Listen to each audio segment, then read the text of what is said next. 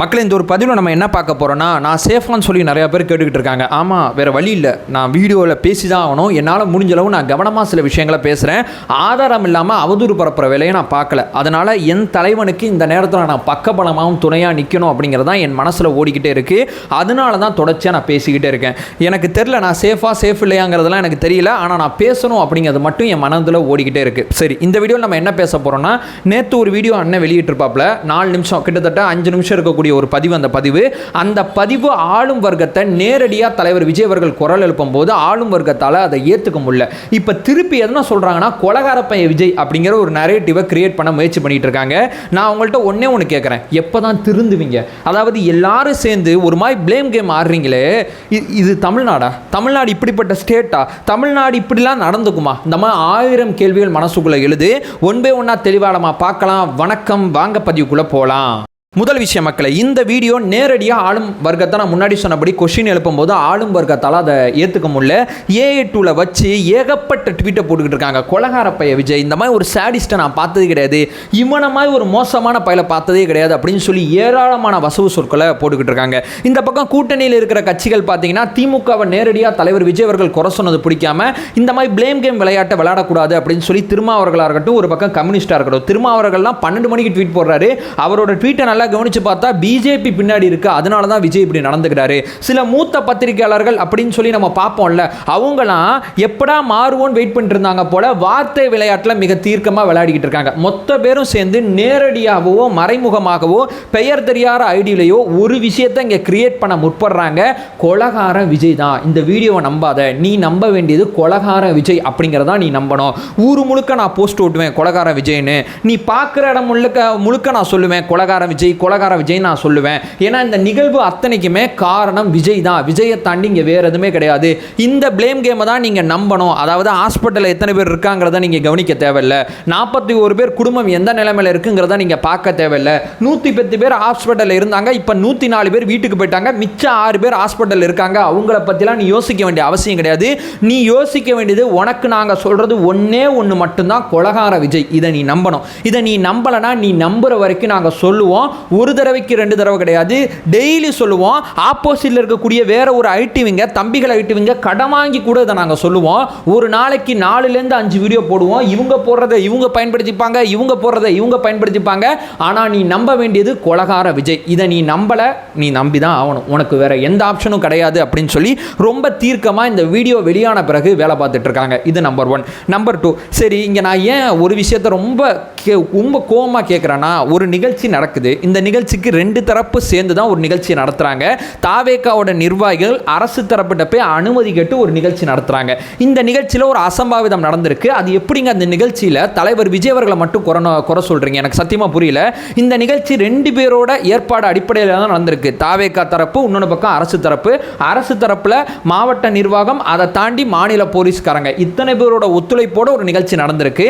இந்த நிகழ்ச்சியில் நடக்கக்கூடாத ஒரு விஷயம் நடந்திருக்கு. அந்த நிகழ்ச்சி, இந்த நடந்த விஷயத்துக்குள்ள நான் போல, அதுக்குள்ள சதி இருக்கு, அது இருக்கு, அதுக்குள்ள நான் இப்போதைக்கு போல நடந்துருச்சு. 2 பேரும் சேர்ந்து ஒரு நிகழ்ச்சி ஏற்பாடு பண்ணும்போது அது எப்படி பழி மட்டும் ஒருத்தரை நோக்கி போகும்? எனக்கு இந்த பாலிடிக்ஸ் புரியவே இல்லையே.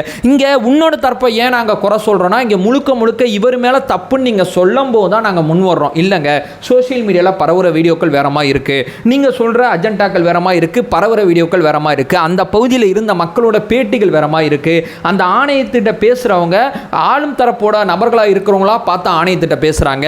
நேற்று பிஜேபி சார்பாக அமைக்கப்பட்ட குழுவில் பேசுகிறவங்க எங்கெங்கே மீடியாவில் என்னென்ன பேசுகிறாங்களோ தைரியமாக வந்து குழுவிலே அந்த விஷயத்தை பேசுகிறாங்க. ஸோ தைரியமாக பொதுமக்கள் வேற ஒரு பார்வையை இங்கே முன் வச்சுக்கிட்டு இருக்காங்க. கிரவுண்ட் லியாரிட்டி வேறமா இருக்குது, நீங்கள் சொல்கிறது வேறமா இருக்குது. அப்படிங்கிறப்போ தான் எங்கள் தரப்புலேருந்து இல்லைங்க இது கிடையாது அப்படின்னு சொல்லி ஏராளமான ஆதாரங்களை சோஷியல் மீடியாவில் பரவிட்டோம். அந்த ஆதாரங்கள் அத்தனையுமே நீங்கள் சதி பண்ணுறீங்க, நீங்கள் அவதூறு பரப்புறீங்க அப்படின்னு சொல்லி சம்மந்தப்பட்ட சில தோழர்களை கைது பண்ணியிருக்காங்க. அதில் ரெட்ஃப்ளிக்ஸ் இருக்கார் பார்த்தீங்களா, ஃபிலிக்ஸ், அவருக்கு நேற்று நைட்டு ஜாமீன் கிடைச்சிருக்கு. அவர் என்ன தப்பு பண்ணார்? டைம்ஸ் ஆஃப் இந்தியாவில் வந்து ஒரு ஆர்டிக்கலை படித்து அவர் சொன்னார் பொதுமக்களுக்கு, வேற எதுவுமே அவர் பண்ணலங்க. இப்போ நான் பேசுகிறேன்னா எனக்கு நான் 10 நியூஸ் பேப்பரில் ரெஃபரன்ஸ் எடுத்து தான் நான் பேசுவேன். அப்போ நான் பேசுறது தப்புனா அப்போ 10 நியூஸ் பேப்பர் தப்பு இல்லை. எத்தனை பேரை கைது பண்ணுவீங்க? ஒரு உண்மையை மறைக்கணும் அப்படிங்கிற போர்வையில் எவ்வளவு பெரிய வேலையை மிக தீர்க்கமாக பார்த்துட்டு இருக்கீங்கிறது உங்களுக்கு தெரியுதா தெரியலையா அப்படிங்கிறது எனக்கு தெரியல. அதாவது ஒரு பிளேம் கேம் ஒரு பக்கம் போகும்போது இன்னொரு தரப்பு இது கிடையாதுங்க, இதுதாங்க உண்மை அப்படிங்கிறத ரொம்ப தீர்க்கமாக எடுத்து வைக்கிறாங்க. இவங்க இவங்க இந்த உண்மையை பரப்புறாங்கன்னா இவங்க வந்து சதி செய்கிறாங்க, இவங்க அவதூறு பரப்புறாங்க அப்படிங்கிறத ரொம்ப தீர்க்கமாக பேசிக்கொண்டு எழுதி கொண்டு இருக்கீங்க. பயங்கரமாக வேலை பார்க்குறீங்க 24 மணி நேரமும். யார் சதி பண்ணுறா அப்படிங்கிறது சத்தியமாக எனக்கு தெரியல அப்படிங்கிறது என்னுடைய 2வது பாயிண்டாக இருக்குது. இப்போ 3வது மிக முக்கியமான விஷயம், அந்த எஃப்ஐஆர் காப்பி நல்லா படித்து பார்த்தீங்கன்னா ரொம்ப தெளிவாக இருக்குங்க. விஜய் தாமதத்துக்கு தான் இவ்வளோ பெரிய விபத்துக்கு காரணம் விஜயோட தாமதம் தான். கூட்டத்தை காமிக்கிறதுக்காண்டி விஜய் ரொம்ப மெதுவாக வந்தார். விஜய் மெதுவாக வந்ததுனால மக்கள் ரொம்ப அதிகமாக இங்கே ஏறிட்டாங்க. 10,000 பேர் தான் எங்கள்கிட்ட அனுமதி கேட்டாங்க. அதே நேரத்தில் அதில் 10,000 மட்டும் ஹைலைட் பண்ணுறாங்கல்ல, அவங்க வேற ஒரு ஃபார்மில் இன்னொன்று ஒரு விஷயத்தை கேட்டிருப்பாங்க. ரவுண்டானால இங்கே 10,000 பேர் ஒன்று கூடலாம், ஆனால் இந்த ரவுண்டானோட வரைபடத்தை நான் இதோட அட்டாச் பண்ணுறேன், இந்த வரைபடம் அடிப்படையில் 60,000 பேர் இங்கே இருக்கலாம் அப்படிங்கிற ஒரு விஷயத்தை சொன்னாங்க. அந்த ரவுண்டானாவை ரிஜெக்ட் பண்ணிட்டாங்க. அந்த ரவுண்டானால அரசு தரப்பு வேற சில காரணங்கள் சொல்றாங்க. அந்த காரணங்கள் அத்தனையுமே நம்ம ஒரு பக்கம் ஏத்துக்கிட்டா கூட அந்த ரவுண்டானால இத்தனை வழிகள் இருக்கு, நீங்க கொடுத்த பகுதியில் அந்த அனுமதி இல்லை அப்படிங்கிற மாதிரி, அதாவது போறதுக்கு வழி இல்லை, 2 பக்கம் ரோடா இருக்கு அப்படிங்கிற ஏராளமான போட்டோஸ் வீடியோ சோஷியல் மீடியாவில் வைரல் ஆகிட்டு இருக்கு. ஸோ அந்த இடத்துக்கு தாமதமானதுக்கு விஜய் வந்து ஒரு இடத்துல உட்காந்துட்டு ரிலாக்ஸாக போவாங்க. அங்கே ஒரு 50,000 பேர் ஒன்று கூட்டம், அப்போதான் மஜாவாக இருக்கும் கூட்டத்தை பார்க்கும்போது. எங்கள் தலைவர் அப்படி வந்தாரா?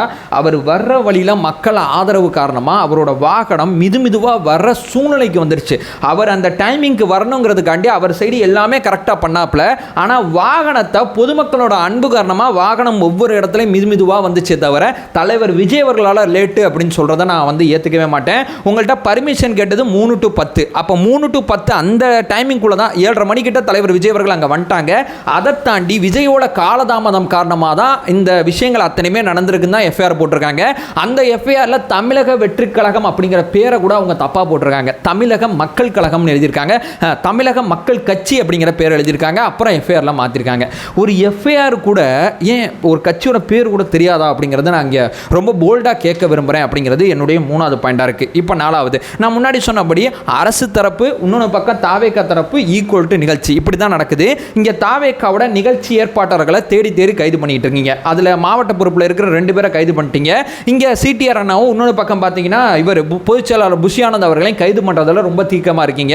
2 பேரும் முன்ஜாமீன் மனு கோர்ட்டில் போட்டிருக்காங்க. முன்ஜாமீன் மனுவில் என்ன சொன்னாங்க? இந்த நிகழ்வு துரதிர்ஷ்டவசமாக நடந்துருச்சு, நாங்கள் எதிர்பார்க்காத ஒன்று நடந்து போச்சு, இதில் அரசு எங்களை மட்டும் பிளேம் கேம் ஆடுது, அரசு தரப்பில் நிறையா தப்பு இருக்குது அப்படின்னு சொல்லி அவர் முன்ஜாமீன் போட்டிருக்காரு கோர்ட்டில். இருங்க, கோர்ட் வந்து வெள்ளிக்கிழமை ஹியரிங்க்கு வரப்போது, அது வரைக்கும் வெயிட் பண்ணுங்க. முன்ஜாமீன் கிடைக்கலன்னா கைது பண்ணுறதை பற்றி நம்ம யோசிக்கலாம், பார்க்கலாம். ஒரு நபர் ஆணையம் ஒரு பக்கம் விசாரிச்சுக்கிட்டு இருக்கும்போது காவல்துறை ஒரு பக்கம் விசாரிக்குது, தூக்கி உள்ள வைக்கணும் சார் இந்த 2 பேரும் சொல்லி ரொம்ப தீர்க்கமாக ஒரு வேலை பார்த்துட்டு இருக்காங்க. முன்ஜாமீன் மனு போடும்போது அந்த முன்ஜாமீன் மனு நிலுவையில் இருக்கும்போது அதுக்குள்ளேயும் கைது பண்ண அந்த அரசு தரப்பு ஏன் இவ்வளோ துடிக்குது அப்படிங்கிற அந்த பாலிடிக்ஸே எனக்கு புரியல. ஸோ ஒரு பக்கம் அரசு தரப்பில் எந்த விதமான ஆக்ஷனும் இல்லை, அதாவது நிகழ்ச்சி ஏற்பாட்டாளர் மேலே ஏகப்பட்ட ஆக்ஷன் இது பண்ணுறாங்க, ஜாமீனின் வெளிவராத முறை வகையில் பார்த்தீங்கன்னா வழக்கு பதிவுலாம் செய்கிறாங்க. அரசு தரப்பு இதில் எதுவுமே சம்மந்தம் கிடையாது, முழுக்க தாவேக்கா தரப்பு தான். தாவேக்கா தரப்பில் மேல்மட்ட வரைக்கும் போவேன், தலைவர் விஜய் அவர்களை நான் எதுவும் பண்ண மாட்டேன், ஏன்னா அவரை தொட்டால் வேற மாதிரி பாலிடிக்ஸ் ஆகி போகிறோம். அவரை தொடாமல் கீழே இருக்கிற அத்தனை பேரையும், அவருக்கு நம்பிக்கைக்குரிய அத்தனை பேரையும் நான் தூக்கி உள்ள வச்சு மனதளவில் நான் ஒரு பிரச்சனை ஏற்படுத்துவேன். நிகழ்ச்சி ஏற்பாட்டாளர் மேலே மட்டும்தான் என்னோட கோவம் அத்தனையும் பாயும், வேற ஒருத்தன் பக்கமும் நான் போக மாட்டேன் அப்படிங்கிற பாலிடிக்ஸை என்ன சொல்றது அப்படிங்கிறது என்னுடைய 4வது பாயிண்டாக இருக்குது. 5வது மிக முக்கியமான விஷயம், அதில் என்ன சொன்னார் அந்த வீடியோவில்?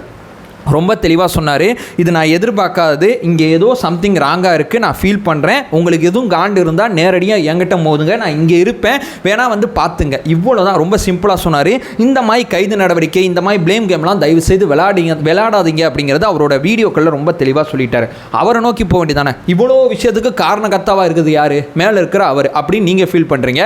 அப்போ அவரை நோக்கி ஏன் ஸ்டெப் எடுத்து வைக்காமல் கீழே இருக்கிற வீடியோ போடுறவன், ட்வீட் போடுறவன், இந்த நிகழ்ச்சியை ஏற்பாடு பண்ணி அவரோட உத்தரவு அடிப்படையில் தான் இவ்வளோ விஷயம் நடக்குது. உங்களுக்கு உண்மைக்குமே தலைவர் விஜய் அவர்கள் தான் தப்பு, அவர் தான் கொலைகாரர் அப்படிங்கிற நான் முன்னாடி சொன்னபடி அந்த நரேட்டிவை கிரியேட் பண்ணிகிட்டே இருக்கீங்கல்ல, அந்த கொலைகாரனை ஏன் தொடவே மாட்டீங்க?